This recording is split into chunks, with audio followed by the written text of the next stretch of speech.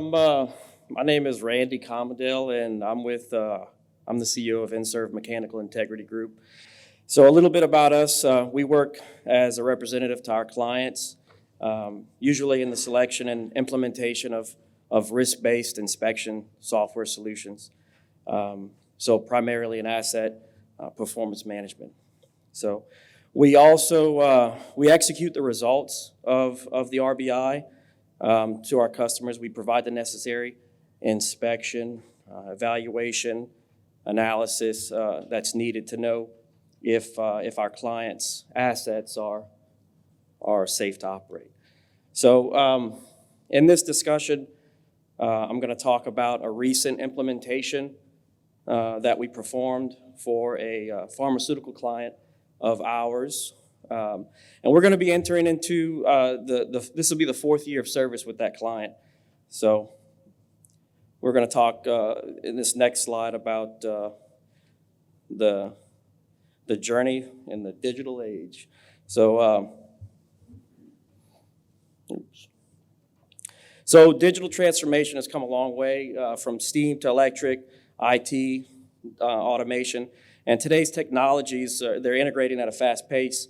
Solutions abound. Many of them are very exciting, and they seem to have high hopes of success.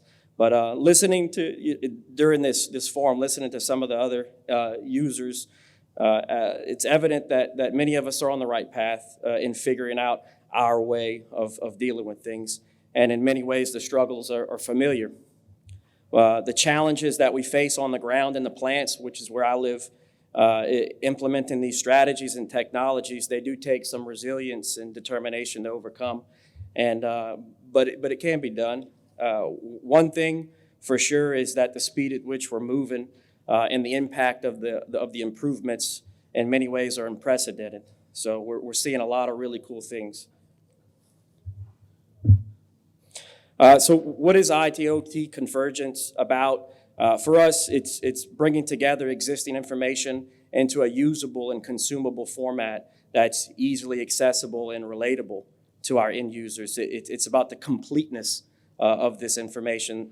That completeness of information is going to allow us to tackle our main challenges and objectives, such as unscheduled downtime, better performance from your assets, and reliable operations costs, spare parts management, to the tune of $20 billion. So we all want to avoid unplanned downtime, but the truth is sometimes because of the deficiencies in the systems that we manage with inspections, maintenance, and operations, they don't talk, they don't interact, and things slip through the cracks. And every year we find that we're spending money on unplanned outages. So the goal is for us with what we did was to take data from multiple sources within that organization, integrate the data into a format for a platform, and that can be molded by the experts that needed to touch it. So basically, we're putting the clay into the hands of the potter. One of the main feedback points that we get from our client was having that single location for their inspection and maintenance items that needed to be addressed. It was a game changer for them. They didn't have a good system of dealing with things previously, especially for the size of organization. You'd be surprised what you see sometimes. But having the people that possess the skills and knowledge necessary to provide these inputs and putting them into that single location was key to the success.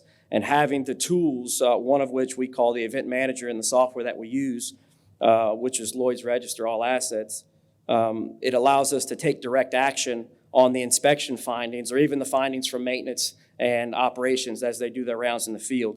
And it's a trackable and traceable way for that inspection and maintenance, those items to be addressed, and you can track them until they're complete, so you're not missing anything.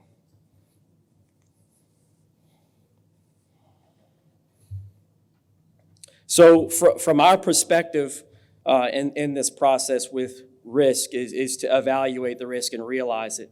So we utilize risk-based inspection to manage these assets, and using this methodology, it further optimized the program so that the budget dollars that they had allotted could be spent on the higher risk items rather than the lower risk items. The higher risk items would get the budget dollars first, while the lower risk items could be scheduled out appropriately. So I'm going to highlight some of the impact of this optimization in the next couple of slides. But first, I want to talk just briefly about risk tolerance and just address that.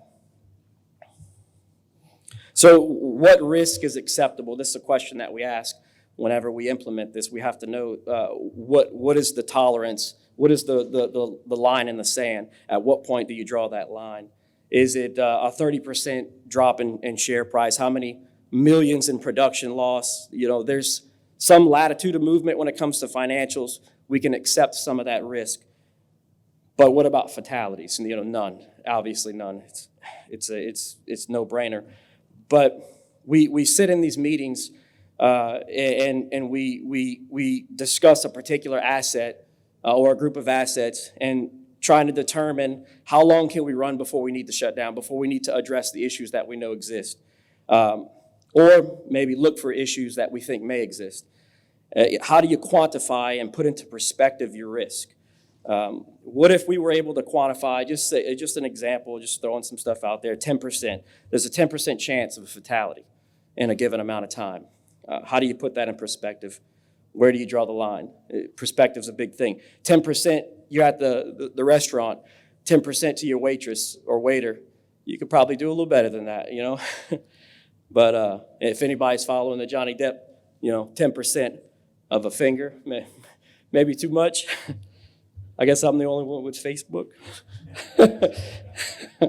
I thought that was going to go over better.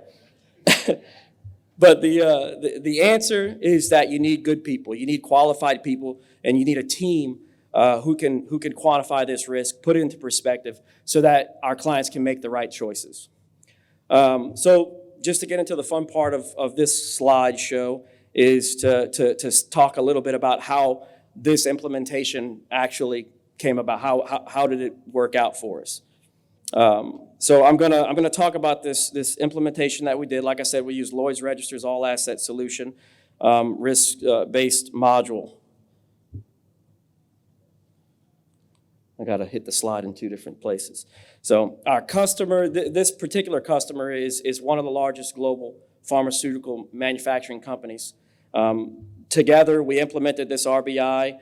Previously, they were using a time-based inspection module, which is common, but it doesn't have a whole latitude of movement in that. It's kind of black and white, 5-10 years, and you got to inspect it no matter what. But they managed this program on spreadsheets, which if you work with a spreadsheet, you know that it's not great. It's inaccurate because you got multiple people working in the same spreadsheet, some doing things, not telling the other. It can get a little messy sometimes. But we did an audit and revealed that there was a lot of discrepancies, obviously, in that program that needed to be addressed for the company to maintain their compliance. So ultimately, RBI was the answer. That was their chosen path.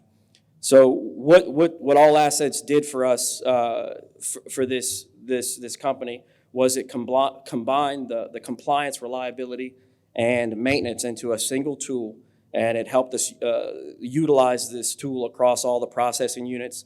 They were able to scale the product to fit their budget restraints, and now that this program is in place, the relevant shareholders, they're able to maintain their assets and act on their inspection and operations findings in real time as they're found, and they can track them until they're complete. So one example, and this was kind of the game changer for them, when we ran through some of the scenarios, this was what did it for them. It was what made them a believer in this process. But they had a distillation column. Previously, they were inspecting it internally every 10 years, and that involved pulling structured packing, removing internals, the whole 9 yards. They were only doing a basic inspection for general corrosion. They weren't doing any advanced methods of testing to look for defects that might not be visible to the human eye, like cracking. So After we performed the implementation using all assets, we put the engineering inputs into all assets rather. We were able to determine that the tower was susceptible to a stress corrosion cracking mechanism. So we also further determined, if you look at the green section, we were able to show that the bottom half was susceptible, so not the entire column. We were able to limit it to a certain portion of it, and that was due to the operating temperature. So this did two key things for this customer. One, it improved safety by identifying a previously unknown damage mechanism. And two, it reduced the area required to be inspected. And that obviously saved them about half of that cost of what they would end up having to do if they had identified that mechanism themselves.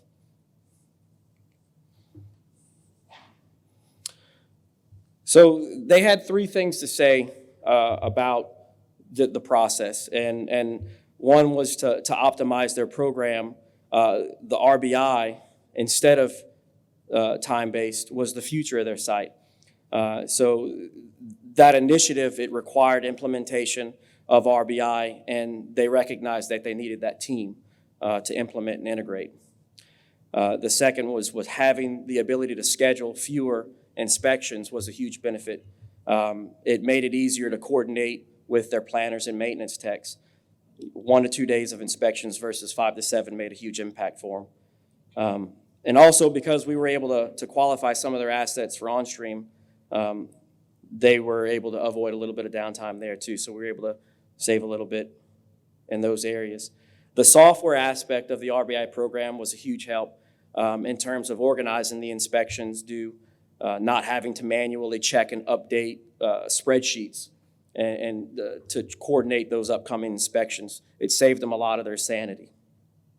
So we've seen similar results and reactions with other implementations. What we found is that success comes down to stakeholder dedication to the success and also customer support from the technology owners.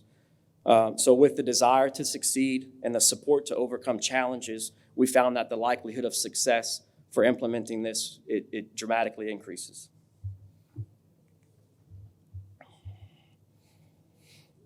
So the results.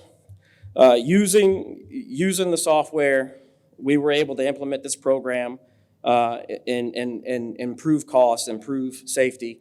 Like the example of the distillation column, we were able to reduce the overall scope of inspection as a whole in the program by 40% reduction in work scope. And because we found that most of their equipment in this facility was low risk category, we were able to increase the frequency that it had to be inspected by an average of 7 years. And that is a massive number over the lifespan of an equipment. So that being an average, higher risk items, we did identify a few that needed to be inspected on a more frequent basis. That's normal, it should be expected. And it's good because that proves there that your inspection or your budget is going to go to where it's needed most, to your higher risk items.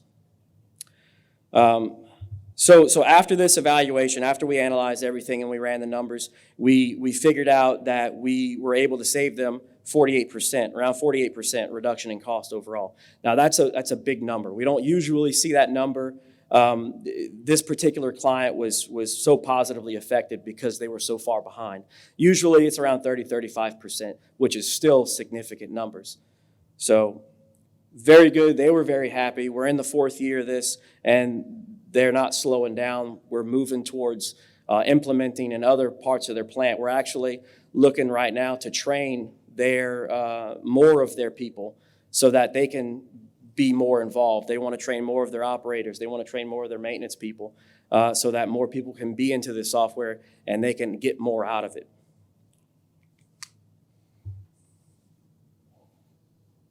The ROI. So overall, we saw over 300% ROI over the life cycle. And obviously it drops off at the end as the assets age. You get diminishing results, diminishing value from them.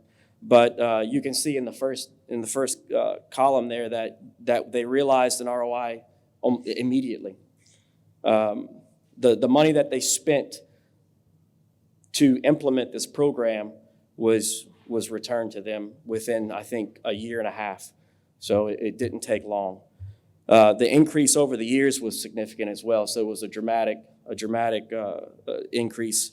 It proved that during our initial talks with them in evaluating and kind of helping them through the process and understanding what they were doing, we thought that it was going to be a success. We felt like it would. The numbers proved, beyond a shadow of a doubt, but it also impressed us as well.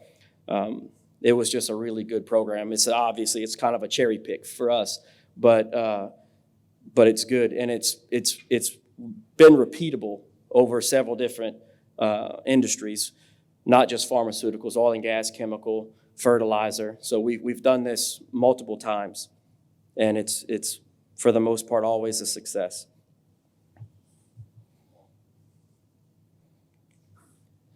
All right, so what does this have to do with IT/OT convergence? So it's all about effective decision-making, realizing risk, using the right tools, and having the right team in place to help make things happen. By using capable tools and bringing together the stakeholders, which was very important for us, we were able to realize these gains.